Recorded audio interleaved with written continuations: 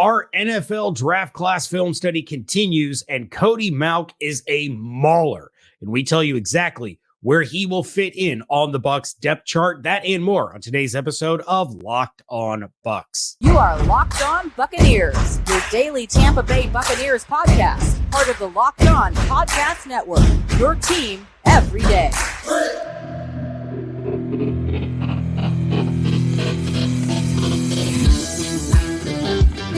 What's up, and welcome to the Locked On Bucs podcast, part of the Locked On Podcast Network, your team every day. We are your daily podcast covering the Tampa Bay Buccaneers. Please subscribe or follow for free on YouTube or wherever you listen to podcasts so you always get the latest episodes when they drop.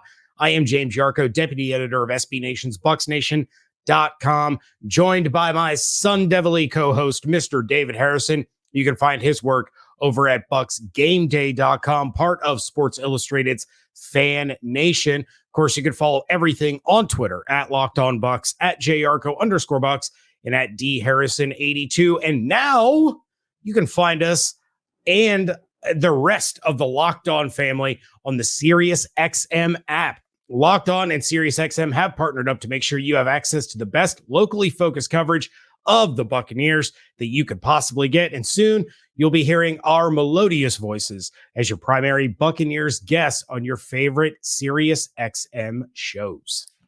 Yeah, and the great thing about that is we can tell people who have the Tampa Bay Buccaneers ranked as the 31st team in the National Football League how wrong they are, because unlike national people, which they have a job to do, I get it, they don't spend 24/7 thinking, talking, and speculating about the Tampa Bay Buccaneers. But we do, and we will be there to help them out, and you will be here to help us out. That's why we thank you every day for making Locked On Bucs your first listen or your first view today and every day, especially the everydayers. It's a lot of every day because there's a lot of things happening every day. Unlike with the Denver Nuggets bench, you always come through and you never take a day off. So we appreciate you. Yes, Yusuf, that was for you. You're welcome. Love Devin Booker. Still go Nuggets. This episode is brought to you by BetterHelp. BetterHelp connects you with a licensed therapist who can take you on that journey of self-discovery from wherever you are. Visit BetterHelp.com/LockedOn today to get 10% off your first month. Listen, when I committed to betting on the Nuggets for every game in this semifinals conference matchup, I knew I was going to take some L's, but it doesn't make the L's any better. Okay, I'm just putting that out there. What does make things better, though, James, is that you and I has been spending some time watching film of Cody Mauch, North Dakota State offensive lineman turned Tampa Bay Buccaneers offensive lineman, just like we did with Kalijah Kancey. We each watched 2 games, so we have 4 games total here for the Locked On Bucs program to share with our loyal listeners and the loyal Buccaneers fans out there who are still here, even though Tom Brady is no longer with the organization. The first game that I watched was the 2021 Week 11 matchup, North Dakota State at Youngstown State. Shout out former Ohio State head coach Jim Tressel, who started his coaching career at Youngstown State. Great story he once told. As an offensive play caller for the first time at Youngstown State, he ran the ball. I can't remember exactly how many times it was in a row, but not only did he run the ball, it was the exact same run call. His head coach asked him, "Hey, Jim, when are we going to run something else?" He said, "Coach, when they stop this, we'll do something else." Love it. Absolutely love it. Anyway, How about shout out to Bruce Springsteen for the awesome song Youngstown? Okay. That too. That as well. In this game, North Dakota State at Youngstown State, 2021 Week 11, the North Dakota State Bison, this is why I watched this game, 454 yards of rushing. James, what did the Buccaneers not do very well last year? Run the ball, right? That's the obvious answer. So 454 yards rushing, obviously not just on Cody Mauch. In fact, the entire North Dakota State offensive line was awarded Offensive Lineman of the Week. And so just kind of tells you how much they dominated that line of scrimmage. But what's interesting about the entire season, which you're going to get to a game from the season as well, but Cody Mauch finished that year graded 92% overall, had 0 tackles for loss surrendered, and only 1 sack allowed in 625 regular season snaps, which is amazing. Now, obviously, again, NDSU, they dominated this matchup from start to finish. It wasn't much of a competition. So why are we watching this game in our film study? Well, because you still want to look at technique, right? And the best thing about a 2021 game is you're looking at technique from the year before he comes out in the NFL draft. So you can look for those advancements in the technique. And here are some things that I noticed in that game. Good foot movement, never stops working his feet. It doesn't matter what he's doing, who he's up against, where he is on levels of offense. His feet are constantly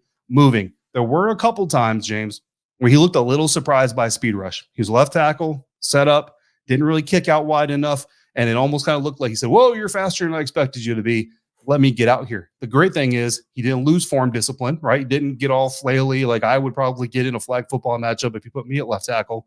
No, his form looked solid. He just extended his stride a little bit. He got out there in front of his guy, and he did his job. So even when he's a little surprised, you don't want him to be surprised. But if he's going to be surprised, it was good to see him be able to make up for it. Moved inside to guard for a couple of plays, which I was very excited about because I honestly didn't think that he had ever moved inside to guard at North Dakota State. Looked very, very good there, as you would expect. Only a couple of snaps, so not a whole lot to take away from there. But what I really liked from watching that first game was the aggression that you saw out of him getting to the second level. It didn't matter what was going on. If Cody Mauch could get off of one block and get to his second block, he was going to get there. And he had great balance. Trash laying around his feet, defensive linemen everywhere, some of his teammates lying on the ground, and you rarely, if ever, saw Cody Mauch laying on the ground. And finally, his get off on the line of scrimmage is absolutely amazing. Like sometimes I swear to you, this dude got off the ball before the center snapped the ball. It's technically a false start, but it's like Shaq Barrett. You know what I mean? We've seen the rushes, right, where Shaq tries to time the snap, and sometimes he kind of misses a little bit. But the difference is Cody knows the snap count. So if he can get off the line that quickly, that's going to be extremely valuable for the Buccaneers. Yeah, and again, a lot like our Kalijah Cansey episode, which for those of you that haven't heard, I do highly recommend you go back and you listen to that. We saw a lot of the same things. You and I watched different games. We did not talk to one another during our view parties. And a lot of the same takeaways. Now, my first game was the 2021 FCS championship between North Dakota State and Montana State. And again, it was, we are going to run the ball down your throat, and there's absolutely nothing you can do about it. They finished with 380 rushing yards in the game. 268 of those came in the first half. And one of the things that I noticed early, we're talking first drive, setting the tone, Cody Mauch is very Ryan Jensen-like after the whistle. He doesn't stop the poking and the prodding and the agitating. And if there's a defender anywhere within the vicinity of another guy wearing the same jersey as Mauch, he's going to get shoved. And I absolutely love that type of play, as long as it doesn't draw the yellow flag. And one of the other things, kind of like what you noticed, he gets to that second level as a lead blocker with such speed and quickness. And I think a lot of that is shades of his former tight end life before he converted to an offensive lineman, showing through in that athleticism, the quick get off, the quick movement to get to the second level and start taking out those linebackers and forming a path for whoever's running the ball. In this particular game, there were a lot of quarterback runs. There were a lot of running back runs. They had one of the best fullbacks in football. And so there were all kinds of carries in different directions, but over 100 rush yards in the first quarter, all to the left side, all going towards where Cody was. And there were two different times on the opening drive where Cody Mauch just basically shoved the defender that he was blocking directly into another defender and took out two guys with one play. The results of those plays, 7-yard gain on 3rd and 5 to keep the chains moving, and then an 8-yard touchdown run. So this guy is he's a brute. There's no other way to put it. He is an absolute mauler and a brute. I loved the nastiness that I saw from him in that game. Yeah, absolutely. And that was 2021. So in theory, 2022, he might have gotten even better because not only did we study 2 games 2021, we went and turned on 2 games from last year as well. That'll give us our 4 games, and that's coming up next on today's episode of Locked On Bucs, part of the Locked On Podcast Network, your team every day. And today's episode of Locked On Bucs is brought to you by BetterHelp. It's so easy to get caught up in what everyone else needs from you and never take a moment to think about what you might need for yourself. I know personally, James is like, David, we got to record the show. We got to talk about this. We got to talk about that. I'm like, dude, I just need a Snickers. That's free advertising. Sorry, go eat a Snickers. Therapy can give you the tools you need to find more balance in your life so you can keep supporting others without leaving yourself behind. If you're thinking of starting therapy, give BetterHelp a try. It's entirely online, designed to be convenient, flexible, and suited for your schedule. All you do is fill out a brief questionnaire, and it is legitimately brief. I filled it out. It's very brief to get matched with a licensed therapist. And the best part, well, one of the best parts is if your first therapist doesn't work out, you can switch that therapist, no charge, no reason necessary. You don't have to give an excuse. You don't need any type of justification. You know what? If that one doesn't work out, you can move on to a third one until you find the right match for you. Find more balance with BetterHelp. Visit BetterHelp.com/LockedOn today to get 10% off your first month. That's BetterHelp, HELP.com/LockedOn.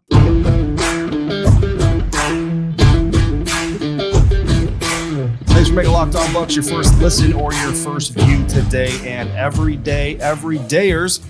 Tomorrow is WTSP Wednesday, and what conversation with Evan Klosky would be complete without a Devin White Instagram controversy? So make sure you come back for all the Devin White gramming you can get. My second game that I watched for Cody Mauch, James, was the 2022 FCS National Championship. So you watched 2021 FCS National Championship. I watched the 2022 FCS National Championship. It was a very good game, so I did win. North Dakota State, however, did not win. In fact, they got boat raced by South Dakota State. But listen, when you are a run only, I'm just going to call it what it is, okay? They're not a run first team. They are a run-only team. That North Dakota State offense could have used a quarterback. Their quarterback, no shade, you know what I mean, but completed one pass in the semifinals, didn't complete many more in the finals. And the problem for that is the South Dakota State Jackrabbits defense last year, first in FCS in run defense, and it showed. But it didn't show for Cody Mauch. That's what happens when you don't have Christian Watson anymore. Right, you don't have Christian Watson. Yeah, because, I mean, he made a lot of catches in that 2021 game that I watched that were not catches in 2022, ladies and gentlemen. But here's the thing, right? Cody Mauch still looked really good, and Cody Mauch still won his reps. And listen, you want the team to win every game, obviously, right? But you still want to look for the things in this player. And what I really liked about Cody Mauch in this loss, because not only is it the end of the season, like there is no tomorrow. There is no makeup game. And for Cody Mauch, it's your final game. It's your senior year. There's no more college football for you. Never gave up. I mean, they're down 21 points with like 3 minutes left, guys. And Cody Mauch is still out there with all the intensity, with the red fire flowing out from under his helmet. Does get a little bit high. I noticed in this game when he gets bull rushed. And I really enjoyed actually seeing him go up against a better defense, right? Still an FCS defense, but better defense. He does get a little bit high when he gets bull rushed from time to time, especially if it catches him off guard, which I think is an effect from the shorter arms, which is why we expect the Buccaneers to move him inside the guard. More on that in a little bit. So I think when you look at that, are you concerned about it? No, because again, he shouldn't be going up against guys with 6 foot long arms. He should be going up against defensive tackles who have, shorter, stubbier arms. And so that's not going to be as big of a problem.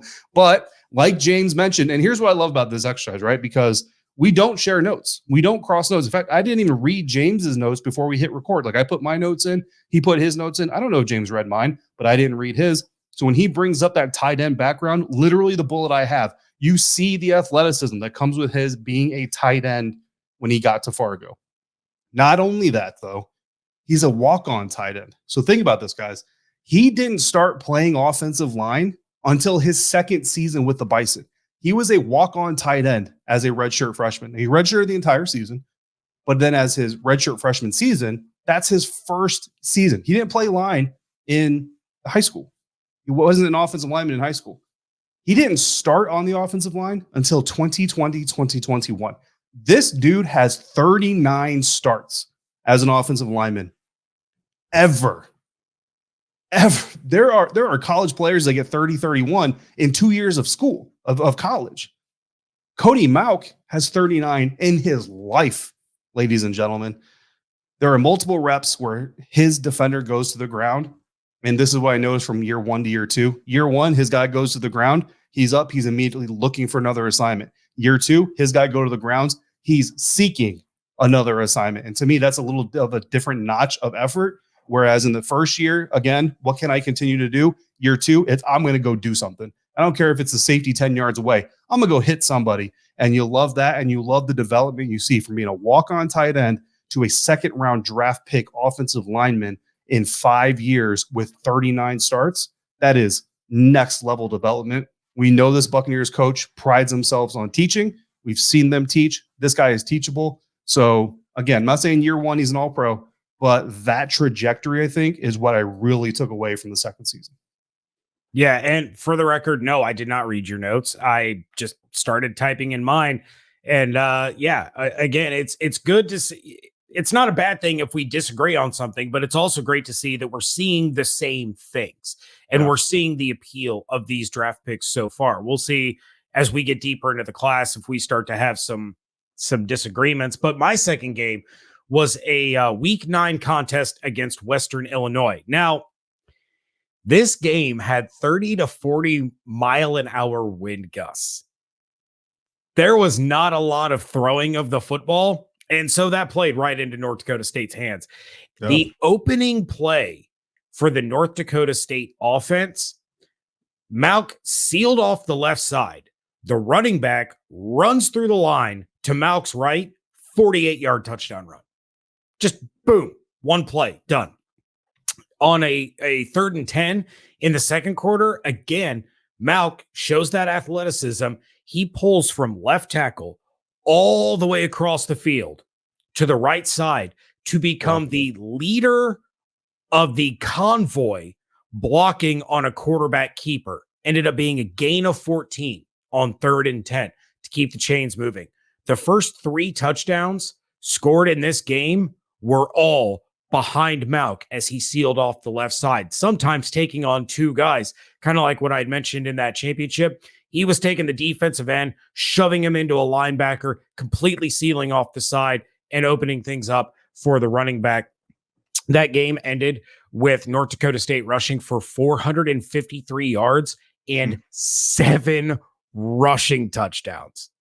Like, this dude, if he continues, as you mentioned, this trajectory that he's already shown, if he continues on this level, we're talking Ali Marpet all-pro caliber level ceiling. Like, he shows that kind of just straight raw ability, and only having those 39 starts under his belt. In this game, somebody was talking about, one of the announcers was talking about a guy who was also in the FCS, getting ready to start his 7th season of college football. I don't know how you're eligible for 7 years of college football, but this dude was about to play in his 7th year. And I'm just like, how does that work? Whereas this guy, 2nd round draft pick, fewer than 40 games at left tackle.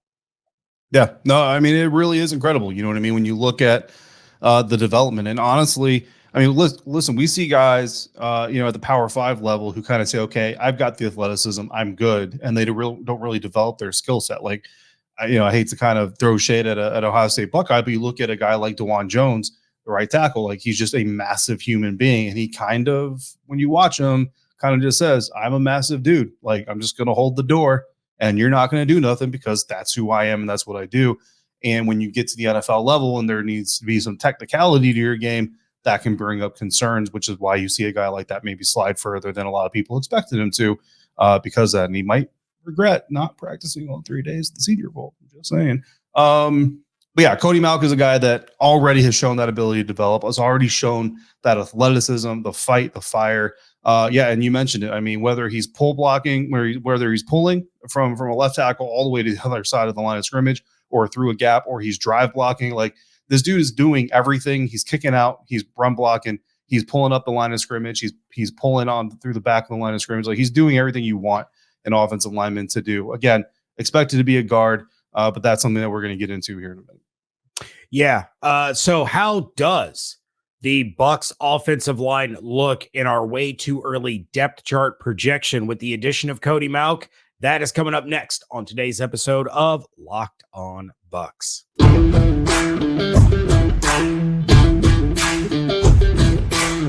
Wrapping things up here on the Locked On Bucs podcast, your daily podcast that is family friendly, unlike an interview with Bob Huggins on local sports talk radio. And it's time to talk about the Buccaneers depth chart. We are going to go through each of these draft picks. We are going to place them where we think they will end up on the depth chart. And, like some people that do power rankings with 5-word explanations, we reserve the right to change our minds as mini camps, OTAs, and training camps unfold. So, David, taking a look at the offensive depth chart that was prepared and ready to roll in this episode, we see our starting lineup of quarterback Baker Mayfield, wide receivers Mike Evans, Chris Godwin, Russell Gage, tight end Cade Otton, running back Rashad White, right tackle Luke Gedeke, right guard Robert Hainsey, center Ryan Jensen, left guard Cody Mauch, and left tackle Tristan Wirfs. Now, as far as the depth along the offensive line, we're going to continue here. So Tristan Wirfs on the left side, behind him Brandon Walton and Grant Hermans. Cody Mauch, the left guard, behind him Matt Filer and Michael Neese. Behind Ryan Jensen at center would be Nick Leverett. Behind Robert Hainsey at right guard are Aaron Stinney and John Molshon. And behind Luke Gedeke at right tackle are Justin School and Dylan Cook.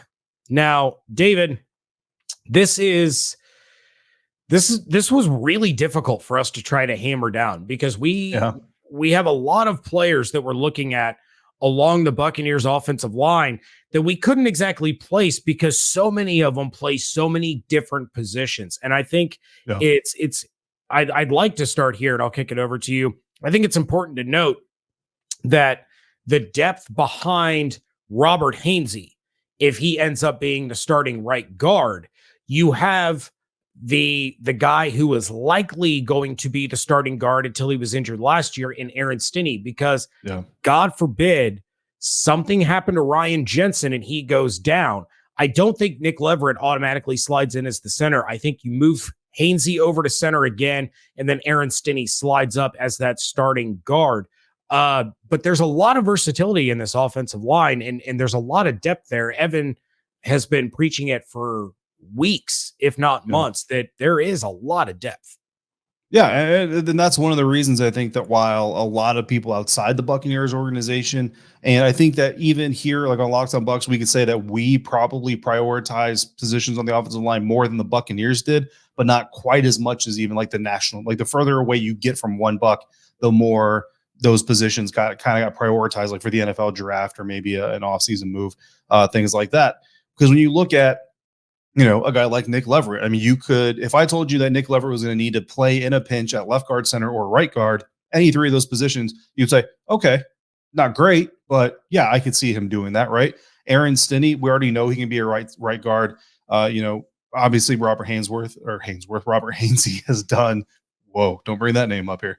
Robert Hainsey has done some good things for the Buccaneers offensive line. And I really think that like kind of focusing here on the right guard position, because this is one of the positions we really had a conversation about, was who are we going to pencil in? And it's very important. It's penciled in, right? Who the starting right guard is, and even a little bit who the left guard was. But sticking with the right guard position real quick, Robert Hainsey, I basically brought up the point to you that this is your starting center from last year. As much as that offensive line wasn't great, I think that Robert Hainsey did an honorable job and stepped up to the plate probably as best as he could. You got to remember, we had Carmen Vitale on the show during last offseason. He spent his entire offseason preparing to battle for a guard spot. Like that was Robert Hainsey's intention and I believe it was the left guard spot that he was trying to take over. And then boom, in the blink of an eye, you're the center. You know what I mean? Like, so given all of that, given all the work he's put in, I just think you give him first crack at right guard opposite of Cody Mauch. And I think Cody Mauch, second-round draft pick. We look at what happened with Luke Gedeke last year as a third-round draft pick. And all through training camp, we were talking about Luke Gedeke's going to get his chance to prove he could be the starter.